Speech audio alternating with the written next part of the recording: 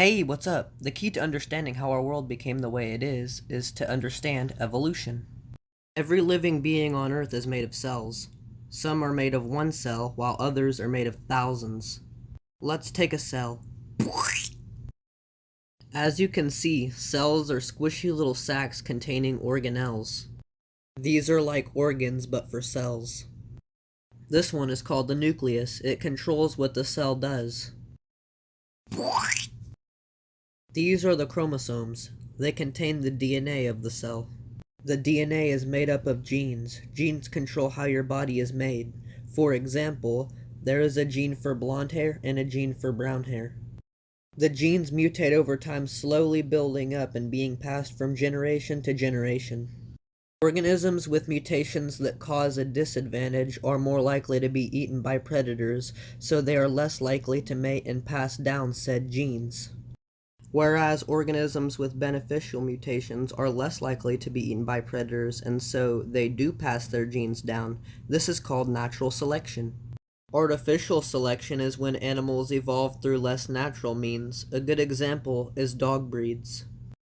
Back in the day, if a breeder wanted a dog with a longer nose, they would take two of the longest nosed dogs they could find and breed them together to produce a dog with a very long nose.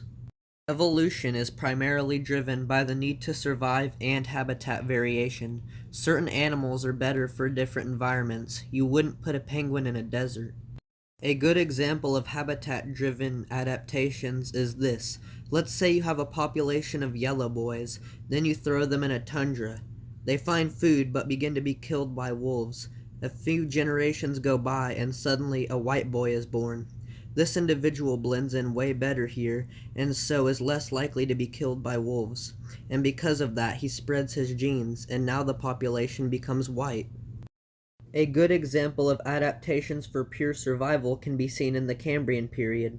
The first multicellular organisms were soft-bodied, largely immobile wimps, and when slightly stronger sacs with a bloodlust evolved, these wimps were killed off. And those that survived were stronger. Then they got eaten again. It was this arms race of predator-prey adaptations that caused the Cambrian explosion. Think of it this way. There is a blob population, but toothy boys keep eating them. In response, the blobs evolve spikes, which hurts the toothy boys. So in retaliation, the toothy boys evolve armor and eat the blobs again. It's this feedback loop of adaptations that fuel rapid evolution, which is our last topic on the subject of evolution. Let's look at Big Bird. Big Bird is an example of rapid evolution. Big Bird is a species of finch that live in the Galapagos. Charles Darwin hypothesized that the reason finches were so similar to those on mainland is because they were from the mainland and just colonized the Galapagos. Peter and Rosemary Grant went to one of the islands, Daphne Major, 100 years after Darwin. They noticed that during droughts or heavy rainy periods when certain seeds and beetles were more plentiful, the finches' beaks would adjust in response. One day, a new finch came to the island. He was nicknamed Big Bird due to his larger size than the other finches.